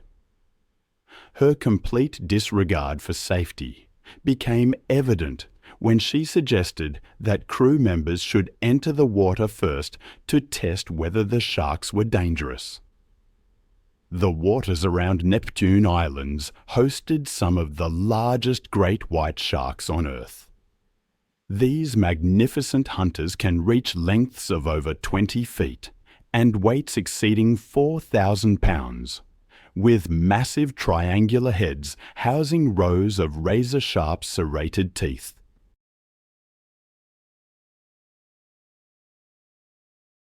Each tooth measures up to 3 inches in length and is designed to slice through flesh and bone with devastating efficiency. Great whites possess the most powerful bite force of any living creature, capable of exerting over 4,000 pounds per square inch of crushing press. The crew had successfully attracted multiple great white sharks using a carefully prepared chum mixture. Among the responding predators was a massive 18-foot female, estimated to weigh over 4,000 pounds, that had been feeding aggressively on the bait. The enormous shark displayed classic hunting behaviors, circling the boat with calculated precision, while investigating the steel diving cage. Before entering the water, Tara secretly loosened the connections on her diving regulator, planning to create a fake equipment malfunction that would justify exiting the protective cage. She believed she was clever enough to manipulate the situation to get the unrestricted shark access she felt entitled to.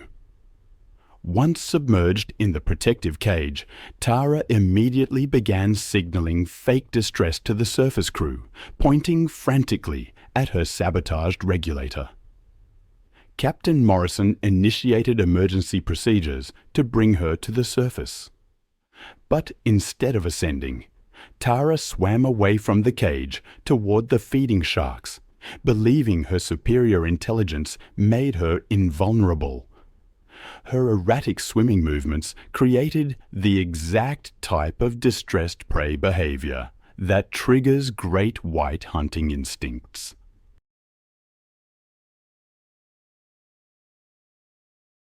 The massive female great white detected Tara's panicked swimming immediately and abandoned the chum bait to investigate this new potential prey. The enormous predator approached from below at speeds exceeding 25 miles per hour. The shark's assault was swift and devastating. Rising from the depths like a living torpedo, the great white struck Tara from below with tremendous force, its massive jaws opening to reveal rows of gleaming serrated teeth. The impact drove Tara upward as the shark's jaws clamped down around her torso with bone-crushing press. The razor-sharp teeth sliced through her wetsuit and deep into her chest and abdomen. The crushing bite force of 4,000 pounds per square inch shattered Tara's rib cage instantly, puncturing both lungs and severing major blood vessels throughout her torso. The shark's powerful jaw muscles continued applying press, while its head thrashed violently from side to side, the signature feeding behavior that allows great whites to tear away large chunks of flesh. The violent shaking motion severed Tara's body at the waist, separating her upper and lower torso. I've seen what these animals can do. The power in their jaws, the speed of their attacks. I remember reading about a woman named Tara, who believed her money could override natural predator behavior during a shark cage dive. She was fatally wrong. She deliberately sabotaged equipment and violated safety protocols.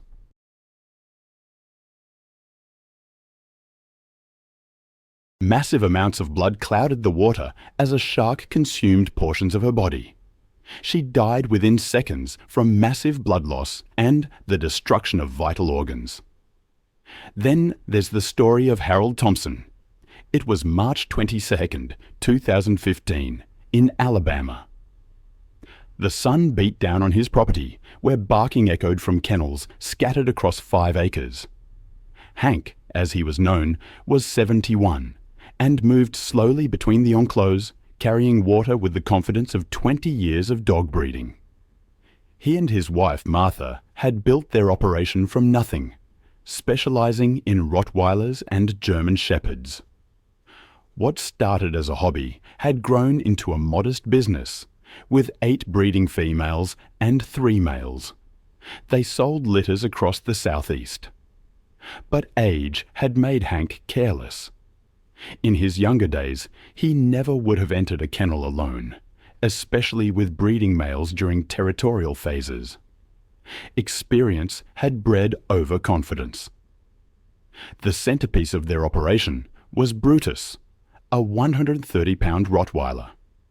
At 4 years old, he was in his prime, with a bloodline tracing back to German working dogs. His offspring commanded premium prices from buyers seeking protection animals.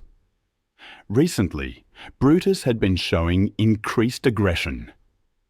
A minor injury to his left rear leg had left him limping and irritable, causing him to snap at Martha when she tried to examine the wound.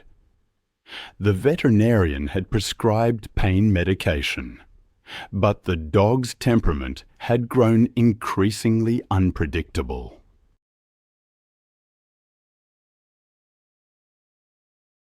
Hank's hands clawed desperately at the animal's massive head, but Brutus had locked on. The dog's powerful neck muscles allowed him to shake violently, tearing through tissue and bone. Hank's screams were cut short by the damage to his throat, replaced by a wet, gurgling sound that grew weaker by the second. Blood pooled beneath his body as Brutus continued his attack. The assault lasted less than 3 minutes, but the damage was irreversible. When Brutus finally released his grip, Hank lay motionless on the kennel floor. Martha returned home 2 hours later to find the property strangely quiet. She called out for Hank as she walked toward the kennels, but received no response. When she rounded the corner and saw Brutus standing guard over her husband's body, the full horror became clear. The dog's reaction to Martha's presence was immediate and threatening. He positioned himself between her and Hank's body, his lips pulled back in a snarl. Martha backed away slowly, dialing 911 from her truck. Sheriff's deputies arrived within 20 minutes, but Brutus refused to allow anyone near Hank's body. After consulting with animal control, the decision was made to shoot Brutus, rather than risk additional casualties. The massive Rottweiler died with 3 bullets in his chest. The investigation concluded that Hank's death was a tragic accident caused by his failure to recognize warning signs of an aggressive injured animal.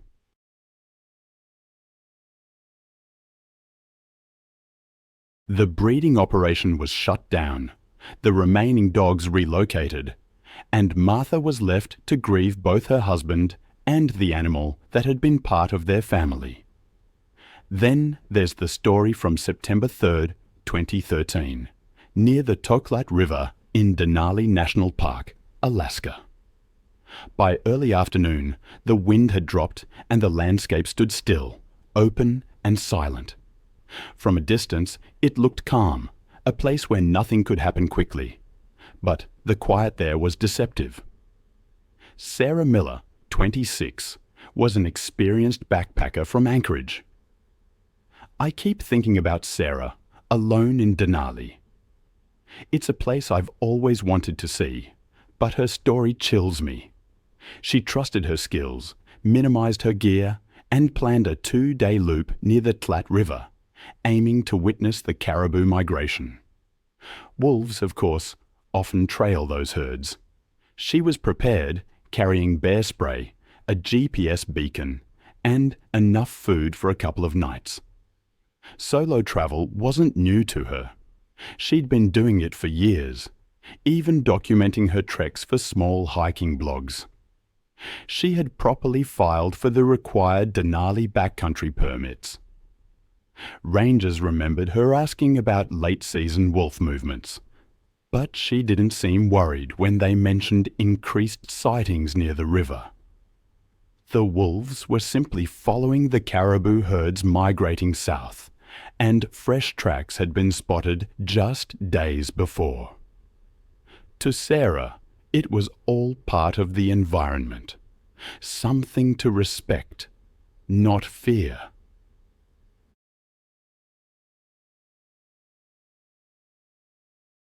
Investigators pieced together what happened next, using physical evidence and predator behavior analysis. The wolves had diverted toward her position once the herd passed out of sight.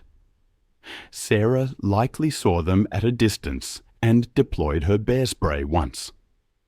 Residue was detected on nearby vegetation. Wind readings that afternoon showed a westward shift, causing partial blowback of the spray mist.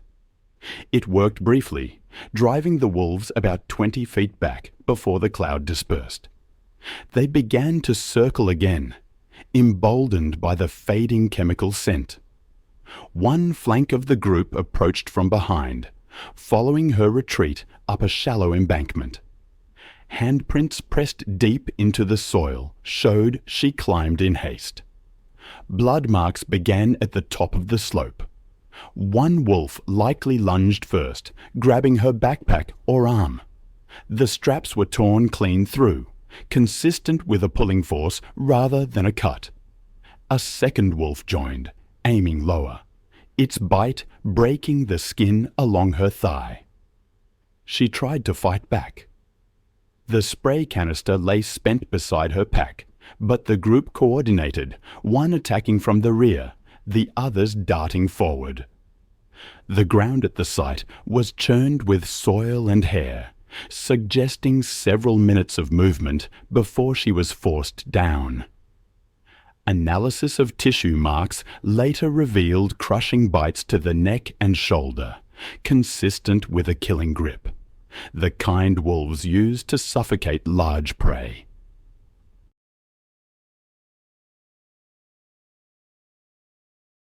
Her jacket was shredded, and the torn sleeve, recovered 20 feet away, still held fragments of skin and fabric. Search efforts began that night, with both ground crews and a helicopter dispatched after rangers noticed her vehicle unmoved. The aircraft spotted a disturbed patch of gravel near the Tlat Channel the next morning.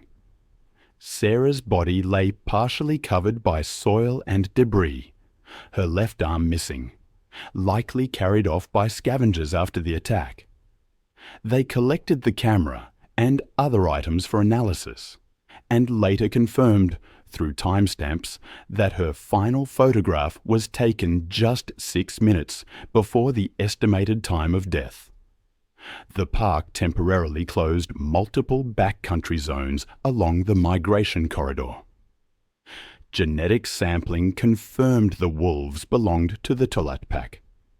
Investigators determined the attack began as a predatory test or prey proxy response that escalated fatally. But with no repeated approach or food-seeking behavior observed, no removals were ordered. At a private debrief, rangers explained the findings to Sarah's parents, who later issued a short statement urging that the park not punish what it protects. It was April 14th, 2018, when Monica Barrett arrived at Everglades National Park in Florida, one of the largest tropical wilderness areas in the United States. The vast wetland ecosystem stretched across 1.5 million acres of sawgrass marshes and shallow waterways that served as home to some of North America's most dangerous predators.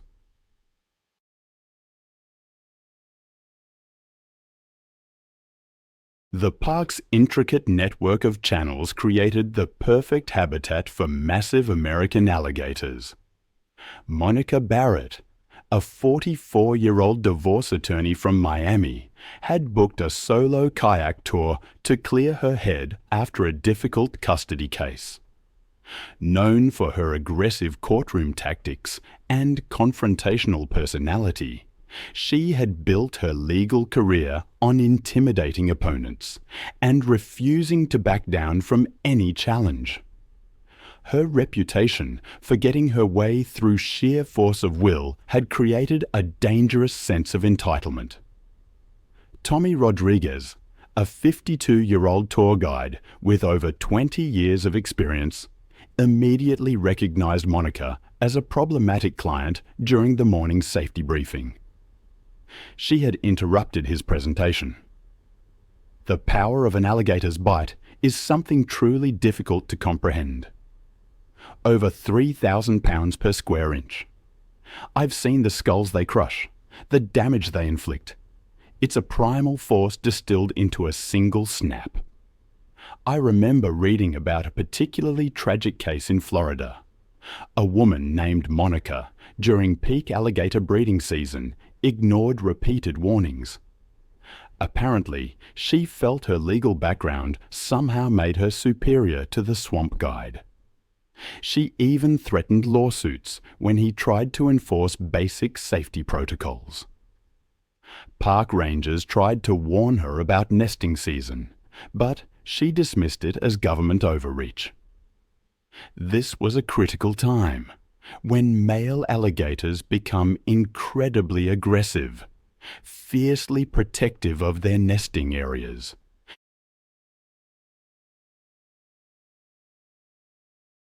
Park officials usually restrict access and post warning signs. American alligators are apex predators.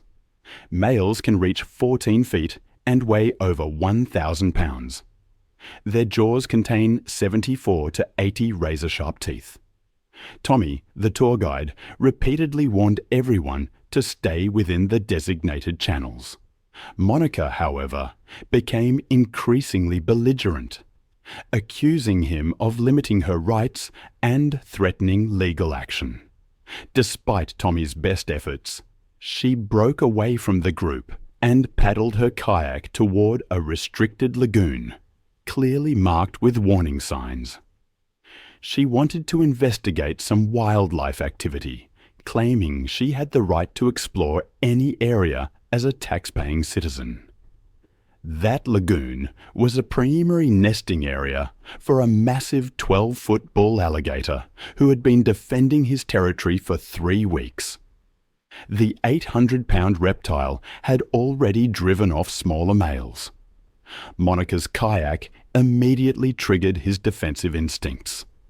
The alligator detected the vibrations from her paddle strokes within seconds, having been resting motionless beneath the surface, perfectly camouflaged. The attack was swift and devastating. The predator launched itself from the water, its jaws clamping down on the front of her kayak, capsizing it instantly. Monica was thrown into the murky water directly in front of the enraged reptile. As she struggled, disoriented and panicked, the alligator identified her as a threat to his nesting territory.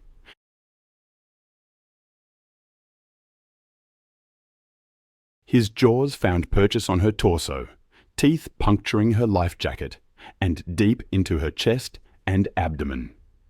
The crushing bite shattered multiple ribs, puncturing both lungs and severing major blood vessels. Then came the death roll, a violent spinning motion designed to disorient prey and cause massive internal trauma. The reptile rotated rapidly, spinning Monica's body while maintaining its grip. The violent rotation tore muscles and caused catastrophic internal injuries. This continued for over a minute, filling her punctured lungs with water. Her shattered ribs ground against each other, causing more internal bleeding. The combination of trauma, drowning, and blood loss proved fatal within minutes. Monica's struggles ceased as the alligator continued its death roll. The reptile eventually released her lifeless body, which floated to the surface. Tommy radioed for help, but rescue teams couldn't reach the remote lagoon in time. On a day in May of 2017, in Great Smoky Mountains National Park, another tragedy was quietly unfolding. The mountains rose majestically, their peaks shrouded in mist. It was a perfect afternoon for hiking, with sunlight filtering through the trees and wildflowers carpeting the forest floor. Sarah Johnson, a 29-year-old nurse from Atlanta, was on a weekend hiking trip with her fiancé, Tom. They were exploring the trails and taking photos to celebrate their engagement. Sarah loved nature photography and always carried her camera.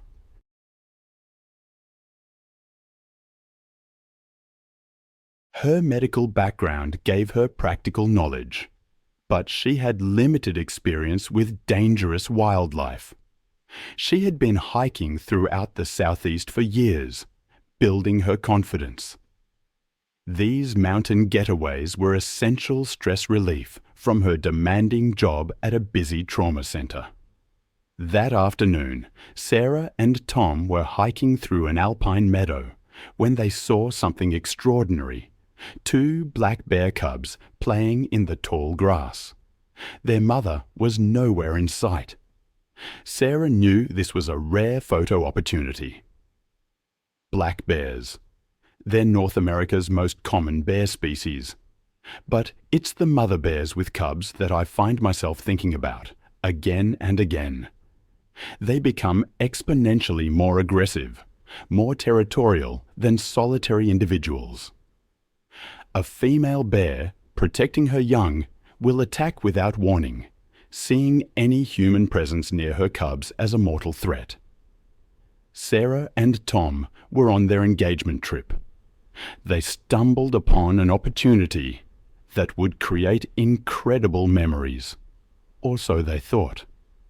Sarah started photographing the adorable cubs from what she believed was a safe distance. Her excitement at capturing such rare footage led her to gradually move closer for better shots. I can almost see her there, camera in hand, stepping carefully. Tom repeatedly urged her to maintain distance and leave the area, but Sarah was convinced that the mother bear was not nearby.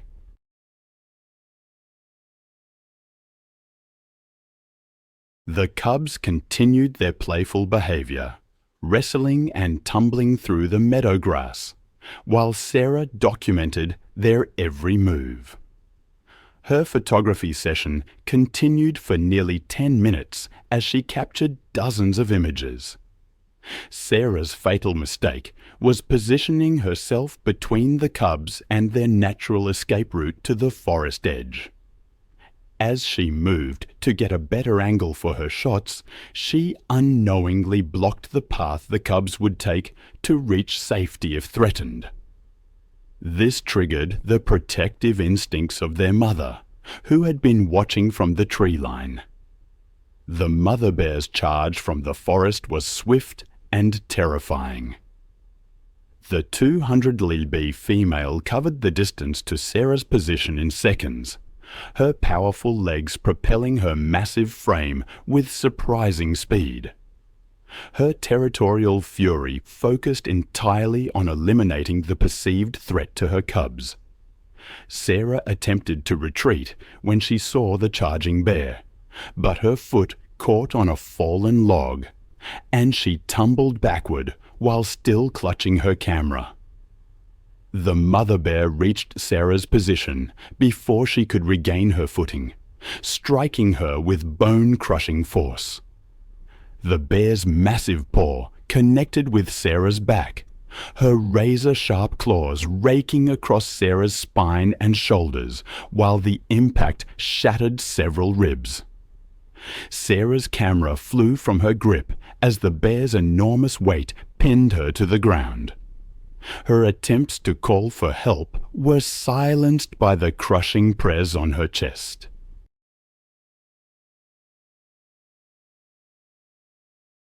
The mother bear's powerful jaws clamped down on Sarah's neck, her crushing bite force fracturing vertebrae and severing vital arteries. The bear's protective instincts drove her to continue the assault until she was certain the threat to her cubs had been completely eliminated. Within minutes, Sarah's movement ceased as the mother bear's brutal assault proved fatal. The protective mother remained near Sarah's body for several more minutes, ensuring the threat was neutralized before gathering her cubs and disappearing into the dense forest. Park rangers arrived over an hour later in response to Tom's emergency call, but Sarah was already dead from massive trauma. The bear family was tracked but left undisturbed as wildlife officials determined the mother had been acting within normal protective behavioral patterns when defending her young. Sarah's death devastated the hiking community, and prompted enhanced educational programs about wildlife safety and proper distance protocols. Her family established a foundation promoting wilderness safety education, ensuring her passion for conservation would continue through enhanced protection for both wildlife and outdoor enthusiasts.